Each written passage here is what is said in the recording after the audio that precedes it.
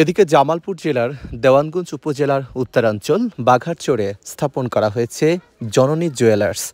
এই জুয়েলার্সটি বাঘারচর নতুন বাজারে অবস্থিত, যা ঢাকা রৌমারী মহাসড়কের একেবারেই কাছে।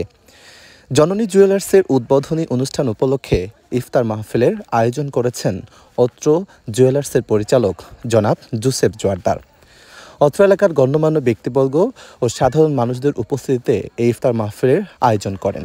গ্রাম বাংলার প্রত্যন্ত অঞ্চলে বিয়ে, শাদী এবং ঈদ আয়োজন উপলক্ষে মহিলাদের স্বর্ণ অলংকারের রয়েছে ব্যাপক চাহিদা।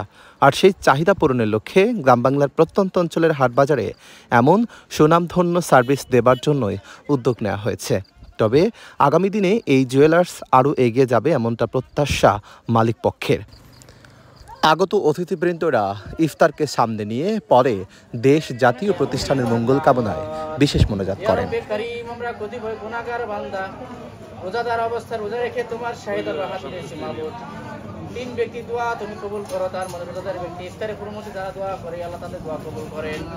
ইয়া আল্লাহ, এই কবুলের সময় তোমার শাহিদার হাত দিয়েছি মাবুদ। দিয়া জাফিয়ান বানিয়া দিয়া কাদিয়াল হাজা দিয়া জাফিয়ান মঞ্জুর করে নাও। ইয়া আল্লাহ, সবিতাওয়াতের আব্বাজান জনাব জুবাইর হোসেন ইন্তেকাল করেছেন। ইয়া আল্লাহ, এই পূর্ববর্তীদের সাথে তার জন্য আল্লাহ তুই হাত দিয়েছি। মসজিদের সুমধুর ধ্বনি, পবিত্র মাগরিবের আজানের ধ্বনিতেই শুরু করেছে ইফতারের আনুষ্ঠানিক কার্যক্রম।